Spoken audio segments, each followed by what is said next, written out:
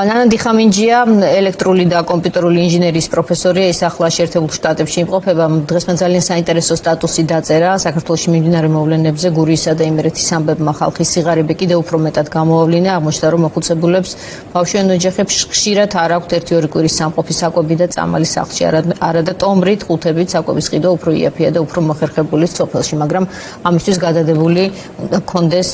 ფული.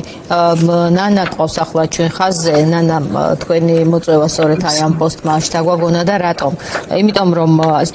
ტროლბოტების მთელი ფაბრიკა,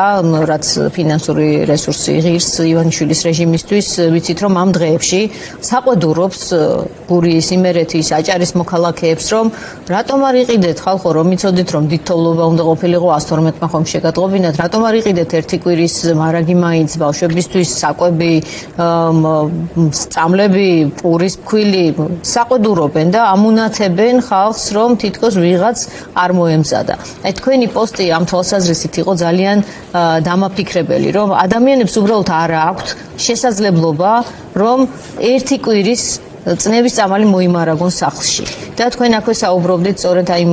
საფრთხეზე, იმ ინგლისურ მასიყენებდით ტერმინს, ხომ? Food insecurity. როგორ არის ქართულად თარგმანში ზუსტად არ ვიცი, საფრთხე რომელსაც არის საკვებზე ხელმისაწვდომობის შეზღუდვა. შეზღუდვა, ხო. ის საფრთხე რაც ამით იდგება, ხო. აი შეგიძლიათ რომ უფრო გაგვირცოთ ეს საკითხი. ხო, თან კი მეუხერხულება ხა აქედან რომ ერთვები ამ თემაზე, როდესაც იქ მოხალისეები ამდენ საქმეს აკეთებენ. უბრალოდ მე თვითონ ჩავერთი ამ იმერეთის მონაცემების მოგროვების ჯგუფში, რომელიც აქტიურად მუშაობდა. მე უბრალოდ ვეხმარებოდი ვანთან დაკავშირებულ იმ მონაცემების შეგროვებაში, ან პრობლემების შეგროვებაში და იმდენი პრობლემა არის დაგროვილი და ადამიანებს ისიც არ აქვთ გამომუშავებული, რომ იმიტომ რომ გამგეობა ძალიან მარტივად იცილებს ხოლმე, მუნიციპალიტეტი მარტივად იცილებს ხოლმე, რომ როგორც კი რაღაც ჯგუფი გამოჩნდა, რომელიც ეხმარება ამას ცდილობს ხოლმე, რომ ეს ჯგუფი გამოიყენოს, იმიტომ რომ მართლა ძალიან ბევრი პრობლემა არის რეგიონში. ხო, წარმოუდგენელია ვინმე ამ დამონათებას, რა თქმა უნდა, ეს არის ქართული ოცნების მიერ მიზანმიმართული კამპანია იმისთვის, რომ დააკნინოს არსებული პრობლემა. ამ დროს ახლაც რომ ნახოთ თვითონ აი ამ ჯგუფებში, ხო, გურიის დახმარების ჯგუფი არის, იმერეთის დახმარების ჯგუფი არის, აი ამ ჯგუფებში რომ ნახოთ, ახლაც იწერება პრობლემები. ხო გვეუბნებიან ჩინოვნიკები, რომ აი ფაქტობრივად ყველაფერი გამოსწორებულია და მაგალითად თუ იმედს უყურებს ადამიანი, ეგონება რომ არანაირი პრობლემა არ არის, მაგრამ ვინაიდან პირდაპირ ამ ჯგუფში მოდის ხოლმე მესიჯები და ამ ხალხს ზუსტად ჩემი ჯგუფის წევრები მაგალითად თბილისიდან ეკონტაქტებიან სხვადასხვა, იმიტომ რომ აქედან ვერ ვეკავ, ისინი ურეკავენ და ეკითხებიან, აი ეხლა სულ პრობლემებია.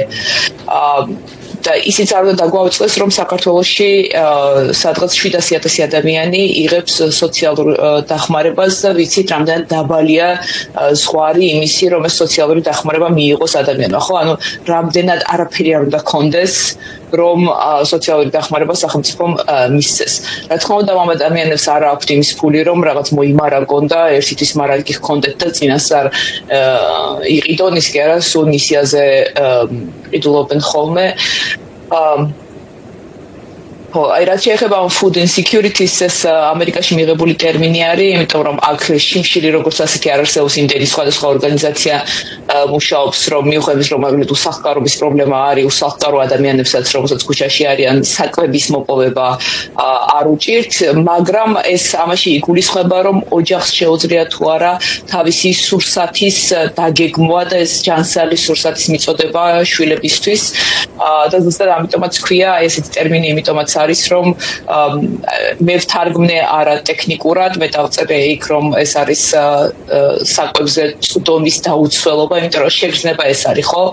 რომ შენ ხარ დაუცველი, შენ ხარ ხვალინდელი დღის მიმართ დაუცველი, შენ არ იცი როგორ დაგეგმო შემდეგი კვირა, იმიტომ რომ ამისთვის საკმარისი ფული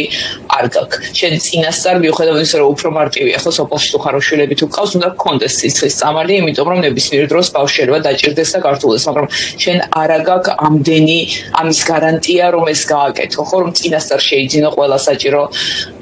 წამალი და კონდეს სახლში და ზუსტად ამ მდგომარეობაში ვართ ანუ ჩვენს შემთხვევაში თუ ამერიკაში ეს თქვა და 5-10% არის ჩვენ შემთხვევაში გაცილებით დიდია ეს რაოდენობა და ჩვენ ალბათ სტატისტიკაც არ გვაქვს ამისი იმიტომ რომ ეს ტერმინი მე მართალი გითხრათ დღეს პირველად გავიგე და ზოგადად ეს პარამეტრი ალბათ არც არსებობს ეს საზომი ჩვენს ქვეყანაში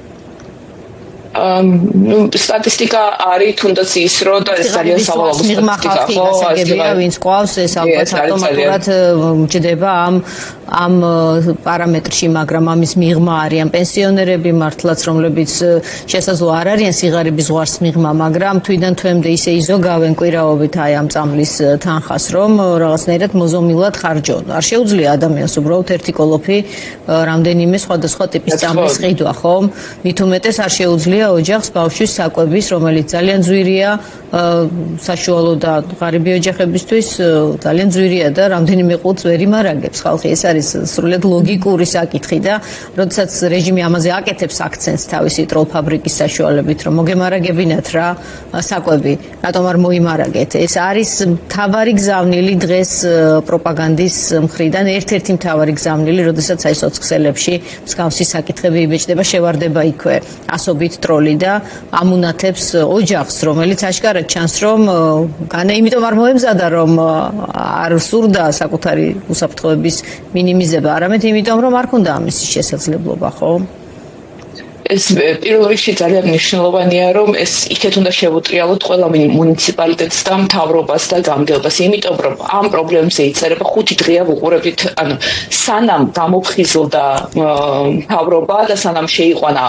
თავდაცვის ძალები მანამდე ხოს რაღაცა შტაბი შექმნა რომლის დანიშნულება არ ვიცით იმიტომ რომ